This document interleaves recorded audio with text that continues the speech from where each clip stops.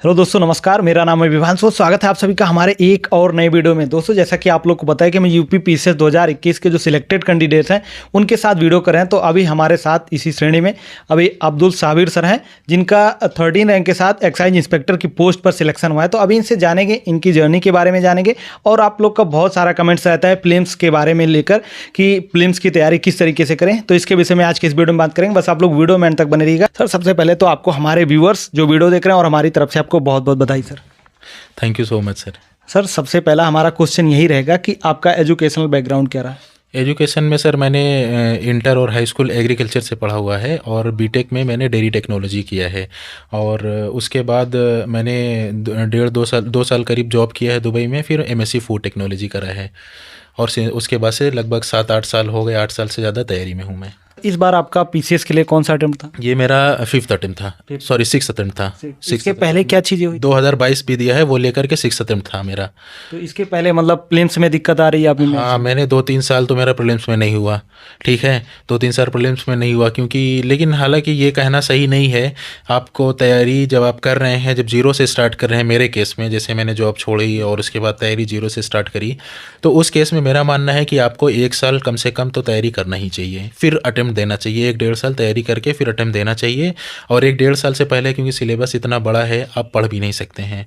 ठीक है, तो कम से कम 1-2 साल तैयारी करें फिर अटेम्प्ट दें। मेरे केस में ये था कि मैंने जब मैंने तैयारी शुरू करी उसी टाइम फॉर्म आ गया था पीसीएस प्रीलिम्स का, तो अप्लाई कर दिया था। फिर सेकंड टाइम भी ऐसे ही, मतलब तैयारी ठीक से नहीं थी, लेकिन पढ़ता तो था मैं, लेकिन जितना पढ़ना चाहिए 2 साल 1.5 साल में पूरा सिलेबस कवर होना चाहिए 1 साल में, वो चीज़ हुआ नहीं था मेरे साथ। तो जल्दीबाजी नहीं करना चाहिए। अगर आपकी स्ट्रेटजी सही है, 6 महीने में आपने प्रीलिम्स का सिलेबस कवर कर लिया है, तो आप अप्लाई करें। आपके अंदर कॉन्फिडेंस है तो करें, अगर कॉन्फिडेंस नहीं है तो अटेम्प्ट। हालांकि यूपी पीसीएस में सच एज का मैटर है, अटेम्प्ट तो कुछ है नहीं यूपीएससी की तरह। तो ये वजह भी थी मेरी कि हमने स्टार्टिंग में अटेम्प्ट दे दिया था ऐसे ही। अच्छा, जैसे कि तैयारी कोई शुरू करता है तो मतलब पहले क्या चीज़ें पढ़नी चाहिए स्टार्टिंग में उसको? अगर आप जीरो से स्टार्ट कर रहे हैं तो सबसे पहले सिलेबस को देखें, मल्टीपल टाइम सिलेबस को देखें। सिलेबस में कौन से ऐसे टॉपिक्स हैं जो आपको नहीं समझ में आ रहे हैं, वो देखें, उसको गूगल करें, उसको उस टॉपिक पर्टिकुलर को समझने की कोशिश करें। फिर उसके बाद एक एनसीईआरटीज़ हैं जैसे बेसिक कुछ, उसको आप पढ़ें। ज्योग्राफी की एनसीईआरटी आप पढ़ें और हिस्ट्री के लिए एनसीईआरटीज़ आप पढ़ें, थोड़ा सा एक बैकग्राउंड क्लियर हो जाए, फिर आप मेन स्ट्रीम तैयारी में आएँ। तो जैसे अभी एनसीईआरटी आप बता रहे हैं, तो एनसीईआरटी मतलब तो कई सारे सब्जेक्ट की होती है अलग अलग, और वो भी 6 क्लास से लेकर 12th की, तो कहाँ मतलब कौन सी पढ़नी चाहिए? सब एनसीईआरटी पढ़ने की ज़रूरत नहीं है। जैसे 6 to 10th की जो एनसीईआरटीज़ है उसी की समरी को कंसाइज करके 11th-12th में कर दिया गया है। तो आप 6 to 10th पढ़ने की ज़रूरत नहीं है। 11th-12th की, जैसे ज्योग्राफी की मैं बात करूँ तो सिर्फ 11th-12th की एनसीईआरटी आप पढ़ें। और हिस्ट्री की भी उसी तरीके से। हिस्ट्री तो अगर मॉडर्न पढ़ना है तो स्पेक्ट्रम इनफ है, मोर देन इनफ है।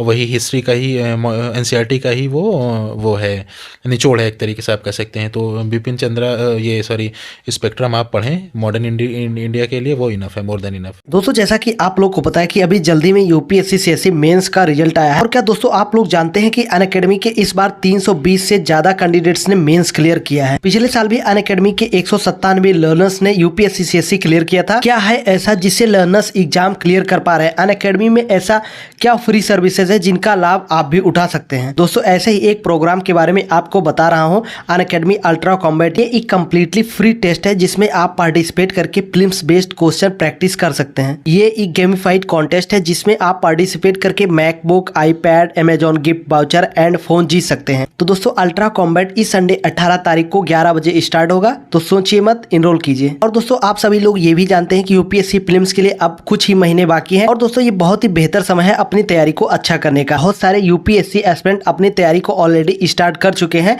तो आप सभी सीरियस एस्पिरेंट के लिए अनअकैडमी लेकर आया आरंभ बैच, जो कि एक कॉम्प्रिहेंसिव इंग्लिश लैंग्वेज में बैच होगा। और दोस्तों, इसमें आपको इंडिया के टॉप एजुकेटर्स जैसे मोनाल पटेल सर, सुदर्शन सर, अंकित सर, अनुज गर्ग सर जैसे इंडिया के टॉप एजुकेटर्स के साथ आप लोग को पढ़ने का मौका मिलेगा। तो दोस्तों, आप लोग को अपनी यूपीएससी की प्रिपरेशन स्टार्ट करने का एक रीजन भी मिल चुका है। तो आप बिल्कुल वेट ना करें, अभी इमीडिएटली इनरोल करें और आप हमारा कूपन कोड ISBabu10 जरूर यूज करें, क्योंकि दोस्तों अब आपको एक ही सब्सक्रिप्शन में सारी फैसिलिटीज प्रोवाइड कराई जाएंगी। तो अभी आप हमारा कूपन कोड ISBabu10 यूज करके आप 10% का एक्स्ट्रा डिस्काउंट भी पा सकते हैं। जाइए जल्दी से इनरोल कीजिए। इसके अलावा कोई सब्जेक्ट की एनसीईआरटी इंपॉर्टेंट?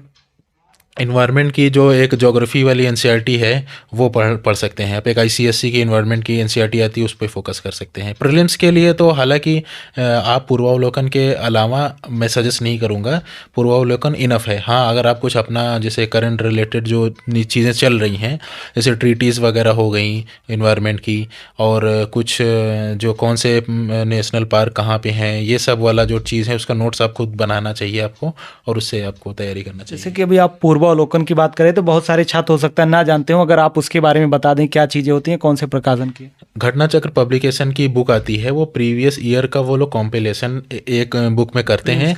हाँ, प्रीलिम्स का, और उन क्वेश्चंस को एक्सप्लेन करते हैं उसी क्वेश्चंस के नीचे। तो जब प्रीवियस ईयर क्वेश्चन आप पढ़ते हैं तो एक क्यूरियोसिटी जागती है अपने अंदर की इसका आंसर क्या होगा, तो वो लोग उसी क्वेश्चन के ही नीचे एक्सप्लेन किए रहते हैं। तो जो एक्सप्लेनेशन रहता है उसको आप अच्छे से पढ़ें, क्योंकि नेक्स्ट टाइम यूपीपीसीएस उसी में से क्वेश्चंस फ्रेम करता है।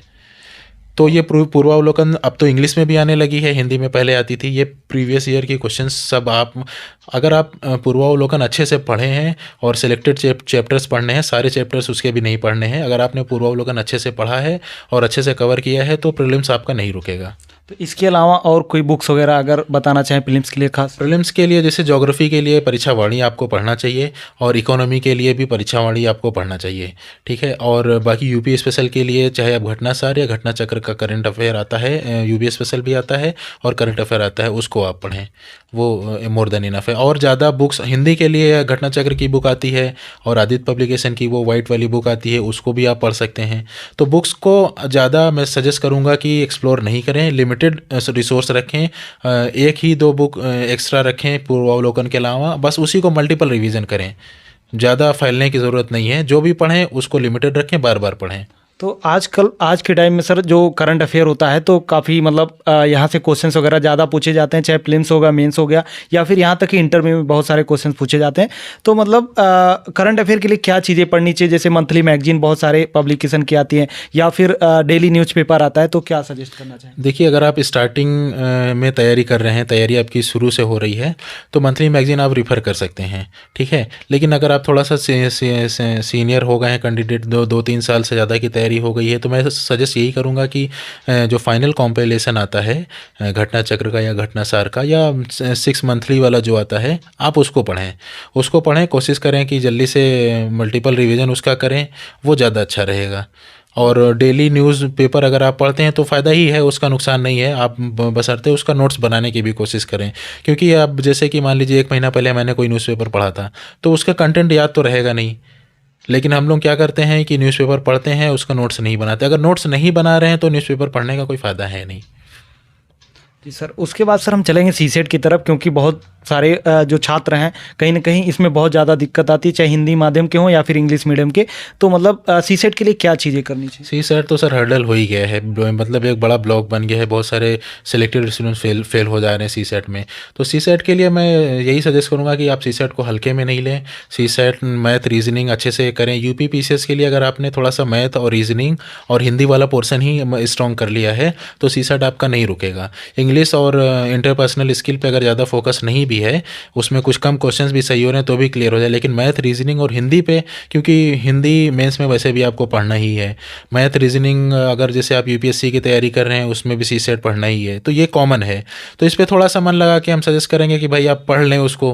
फेल होने से अच्छा है कि मैथ रीजनिंग और हिंदी पे अगर फोकस्ड है तो आपका सीसेट नहीं रुकेगा। तो इसके लिए कोई बुक वगैरह? बुक एज सच मैंने तो कोई बुक स्पेसिफिकली रिफ़र नहीं करा है, तो लेकिन हाँ बुक आती होंगी मार्केट में, उसको घटना चक्र की भी आती है, तो उस पर मैं यही सजेस्ट करूँगा कि कोई किसी भी पब्लिकेशन की आप एक बुक ले लें, किसी कोचिंग की जो मटेरियल है उसमें मैथ के जो टॉपिक्स हैं, जैसे वर्क एंड टाइम का टॉपिक है, एवरेज का टॉपिक है, इसको आप अच्छे से पढ़ लें। रीजनिंग के जो टॉपिक्स हैं उसको 1-2-3 बार रिवाइज़ कर लें, और एग्ज़ाम से पहले अच्छे से रिवाइज़ कर लें। वो क्वेश्चन अगर गलत नहीं होते हैं तो भी 35-40 क्वेश्चन आपके आराम से सही हो जाएंगे।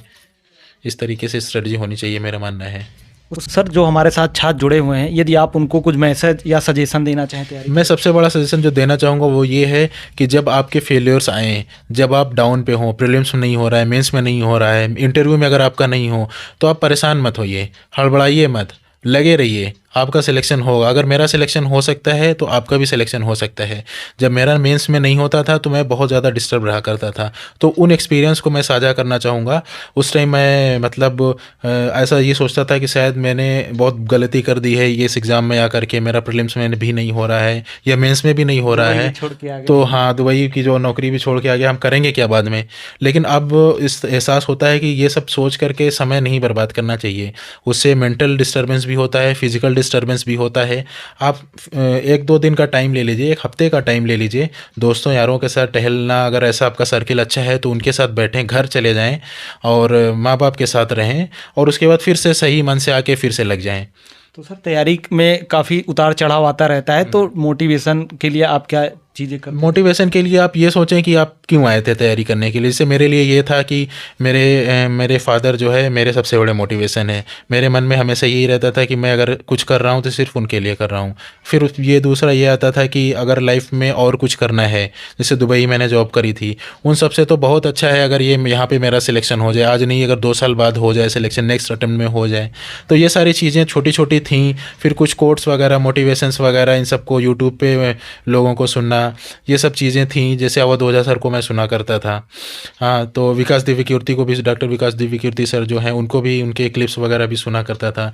तो ऐसे लोग थे जिनसे मोटिवेशन मिलता था। सिलेक्टेड वगैरह जो थे उनकी वीडियोस देख करके मोटिवेशन मिलता था। ये रास्ता था, और तो मतलब ऐसा कुछ नहीं था। ठीक है सर, आपने अपना बहुत ही कीमती समय दिया और बहुत सारी बातें हमारे व्यूअर्स को बताई, उसके लिए आपका बहुत बहुत धन्यवाद। Thank you sir.